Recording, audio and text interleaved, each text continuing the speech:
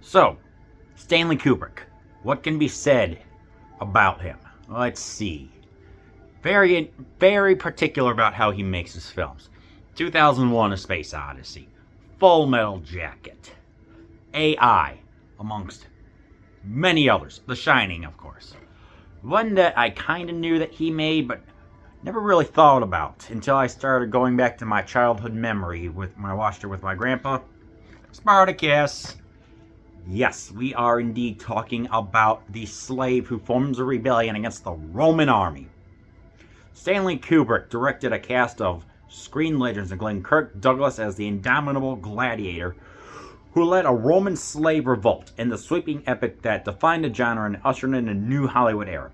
The assured acting, lush Technicolor cinematography, bold costumes, and visceral fight sequences won Spartacus 4 Oscars. The blend of politics and sexual suggestion scandalized audiences.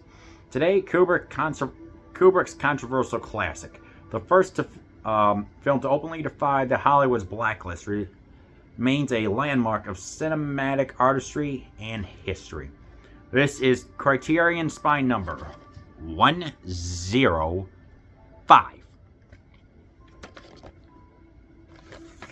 Oh boy, what can be said about this one? Well, like when I was 8, I watched this with my grandpa, and I'm doing a duology of tributes to him. First one, of course, being A Thief in Baghdad. That was a fantastical. This one is just a pure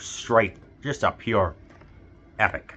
I remember a scene when they were training, like against Sword and Shield, and having to jump up between two pillars and down to strengthen their reflexes to be gladiators to fight to the death. What I did not expect was it to be kind of a take that to Ben-Hur of all movies.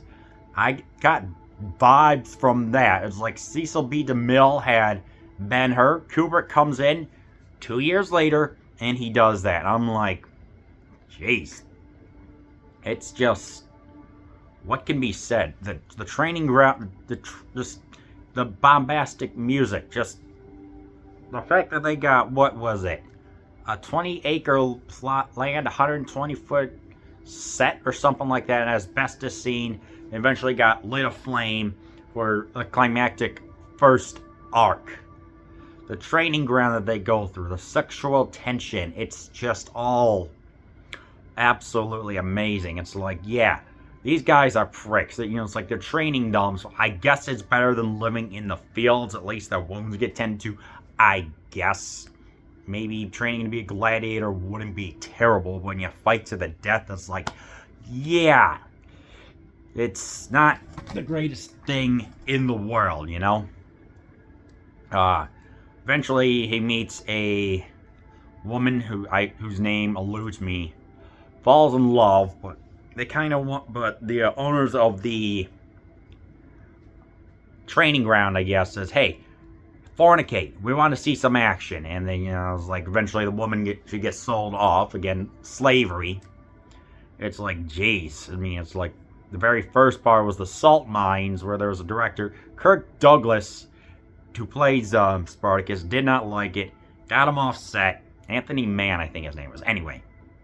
Eventually, Kubrick comes in, and he wasn't as hands-on with this project, which I think helps sets this apart from some of his other movies, you know? I mean, it's just, wow. And it's like he just forms this rebellion, and I think that's maybe where Spartan Greece gets their name from. Also, the Spartans, so if you're a fan of Michigan State University, go green. Whatever. Just, I mean, just the fact that it's got Dalton Trumbull, who did the screenplay, Stanley Kubrick, yeah.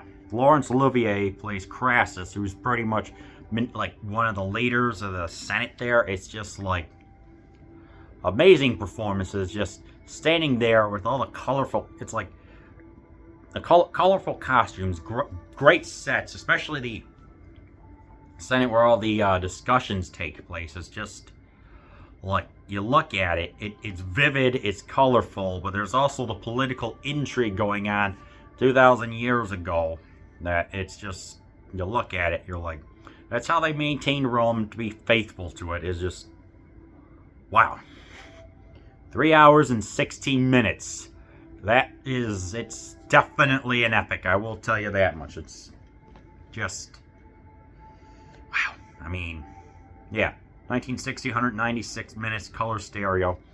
The middle act is where the intrigue goes on. You know, it's like we get to see a little bit of Roman life, you know, living in the, living just down in the area. I mean, it's just like, what was it? Public baths where they discuss stuff. It's just an epic. Yeah, what was it? Douglas's answer to Ben-Hur, made under the aegis of his Reiner production company, was like any other biblical epic of the decade. For one thing, and no religious overtones at all, Douglas purchased the right to Howard Fast's controversial 1952 novel, which was popular reading in communist circles. To adapt Fast's story of an early Roman slave revolt, Douglas hired Dalton Trumbull, one of the members of the Hollywood 10, who had gone to jail for refusing to cooperate with the House Un-American Activities Committee, and had been forced to write scripts under a pseudonym for a decade afterwards. Douglas hoped to destroy the Hollywood blacklist by allowing Trumbull to use his own name and the credit for Spartacus. The screenwriter included one slight touch tweaking the McCarthy-era watchdogs. Near the end of the movie, after the revolt discourse, the tyrannical General Crassus announced ominously, in every city and province, lists of the disloyal have been compiled. Hedda Hopper denounced Douglas for hiring Trumbull. The American Legion picketed the movie's Los Angeles premiere. Douglas's cheeky response was to hire Trumbull and write 2 more movies. That's funny. Ustinov won an Academy Award for his polished portrayal of the obscenely cowardice and wily slave trader Batiatus, who is matched. But he is matched by Olivier as the haughty Crassus and Lawton as the pragmatic Republican Senator Gracchus. The scene in which Ustinov and Lawton discuss the virtues of cropulence is a witty gem. The film is also honored for spectacular for cinematography, art direction, and costumes, though Alex North's marvelously varied score was regrettably overlooked. It is pretty dang good, I will tell you that, so, yeah. Blah, blah, blah. The Darling just, you know, it's just, I mean, it's like Lawrence of Arabia, Gladiator, you know, a lot of these films took an epic influence from it. You know, it's like bribery, treachery, just going on. It's just a real pure freedom movie. Braveheart, of course, took inspiration from this, most likely, just where we get the climactic third, where there's the massive battle going on, just sending down these little giant rolling pins that are just lit aflame just to get an advantage. I mean, that alone makes it worth it. There's all the swordplay going on, having to direct that many people for a true sword and sandal genre. I mean, this is like the epitome of it. This climactic scene going on, but eventually they do get outnumbered. The slaves, they lose and they get crucified. They get crucified along Abbas Way, I believe, or Atvey Way, something like that. Abbas Way, I think. And of course, the woman who eventually does give birth to a son, right near the end, he says, "This is your son. I'm going, like Spartacus, this is your son. I'm going to tell him about you. He'll know who his father was." But there's also what I found, this unspoken code between slaves of like not telling anything and just one day having, or even if one man says, "I won't, Rome will fear."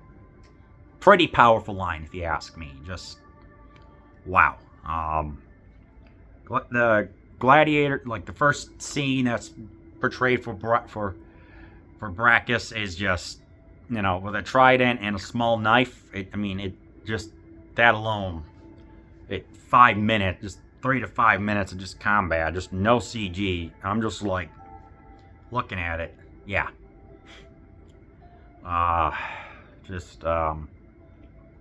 Towards the end, when a guy named Antonius gets, when Antonius and Spartacus are going to fight, where one's going to get crucified, there's like this code that is indeed spoken. So it's just, it is truly an inspirational, almost influential ending.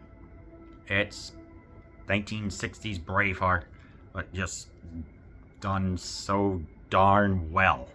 So, again, so dear Grandpa, this is for you, wherever you're at. Thank you for introducing me to these movies. Love you. I miss you. Thief in Baghdad, Spartacus. Here's to you. Clink. If you want to watch an epic, very influential, a lot of ways Stanley Kubrick beginning, I recommend you watch Spartacus.